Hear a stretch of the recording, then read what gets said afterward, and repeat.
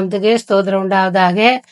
தேவன் இந்த காலை வேளையிலே உங்கள் அனைவரோடு கூட பேசுவாராக. தேவனுடைய வார்த்தையானது இப்படியா சொல்லப்பட்டிருக்கிறது. ஏசாயா தீர்க்க தரிசன புஸ்தகத்துல 58ஆம் அதிகாரம் 1ஆம் வசனத்துல, சத்தமிட்டு கூப்பிடு, அடக்கி கொள்ளாதே, எக்காலத்தை போல் உன் சத்தத்தை உயர்த்தி என் சனத்துக்கு அவர்கள் மீறுதலையும் யாக்கோபின் வம்சத்தாருக்கு அவர்கள் பாவங்களையும் தெரிவி. அப்படின்னா என்னன்னா, உன் சத்தத்தை என்ன பண்றாரு? உயர்த்த சொல்றாரு. சத்தத்தை என்ன பண்ணணும்? உயர்த்தணும். சங்கீத புஸ்தகத்துல கூட இருக்குது பாருங்க. காதேஸ் வனாந்தரத்தை அதிர பண்ணும் சத்தம், பெண்மான்களை ஈன செய்யும் சத்தம். அப்போ ஒரு குழந்தை பிறக்கும் போது கூட அவங்க சத்தமா கூப்பிட்டு அந்த குழந்தை என்ன பண்றாங்க? பெற்றெடுக்கிறாங்க. அது போலதான் ஆண்டவராகிய இயேசு கிறிஸ்து சொல்றாரு, நல்ல உள்ளத்தின் ஆழத்திலிருந்து உன் வேண்டுதல், உன் விண்ணப்பம் என்ன பண்ணணும்? நல்ல சத்தமா ஆண்டவர்கிட்ட என்ன பண்ணுங்க? தெரிவிங்க அப்படின்னு சொல்லிட்டு ஆண்டவராகிய இயேசு கிறிஸ்து என்ன பண்றாரு? சொல்றாருங்க. அப்போ சத்தமா எக்கால சத்தத்தை என்ன பண்ணாங்க? ஊதுனாங்க. ஊதும் போது எரிகோ கோட்டை என்ன பண்ணுச்சு? விழுந்துச்சுங்க. அப்போ நம்மளுக்கு துதியினால என்ன பண்ணணும்? எல்லா வித பலவீனங்கள், பிசாசின் கிரியைகள் எல்லாம் என்ன பண்ணிடும்? அழிக்கப்படும். ஒரு நாய் கூட வீட்டுக்கு வருதுன்னு வச்சுக்க, போ அப்படின்னு சொன்னா என்ன பண்ணாது? போவாது. சத்தமா நம்ம துரத்தினா போ அப்படின்னு சொன்னாதான் அது என்ன பண்ணும்? போவோம். அதனால நம்ம வாழ்க்கையில எதையானாலும் ஆண்டு சமூகத்துல நம்ம தனிமையா அறையில இருக்கலாம், இல்ல ஜெபம் பண்ண வர சர்ச்சில கூட ஆராதனை நேரத்துல கூட விண்ணப்பத்தை ஆண்டுகிட்ட சொல்லும் போது சத்தமாய் கூப்பிட வேண்டும் என்று சொல்லப்பட்டிருக்குது.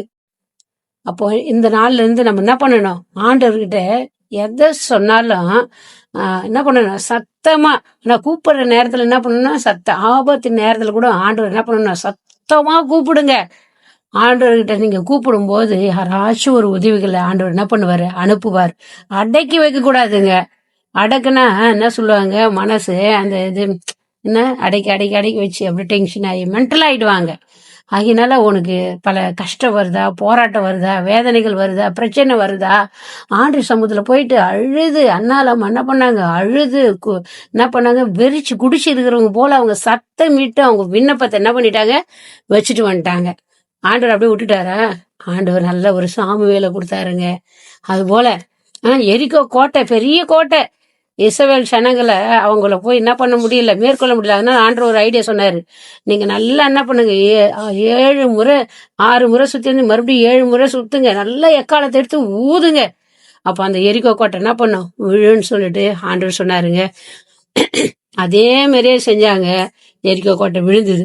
உன் பிரச்சனை, உன் பாடுகள், உனக்கு என்னவா இருந்தாலும் கால ஆராதனையில கடந்து போங்க. உங்க உள்ளத்துல இருக்கிறதெல்லாம் ஆண்டு சமூகத்துல அடக்கி வைக்காம நல்ல சத்தமிட்டு கூப்பிட்டு உன் விண்ணப்பத்தை வைங்க. ஆண்டு ஒண்ணு நீங்க அந்த ஜெபமனிட்டு வர்றதுக்குள்ளே விடுதலை செஞ்சிருவாரு.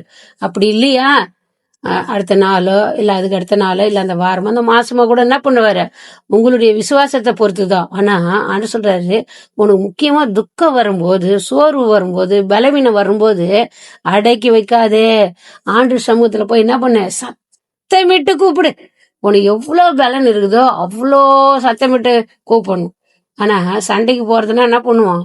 ஊரை கூட்டி சத்தம் போட்டு ஒரு வழி பண்ணிடுவோம். ஆனா அதெல்லாம் நல்லா செய்வோம். ஆண்டு சமூகத்துல மட்டும் என்ன பண்ண மாட்டோம்? சத்தமிடவே மாட்டோம். சத்தமிடுற இடத்துல என்ன பண்ணணும்? சத்தமிடணும். சத்தமிடாத இடத்துல நம்ம அடக்கி கொள்ளணும். நம்ம ஜெபிக்கலாமா?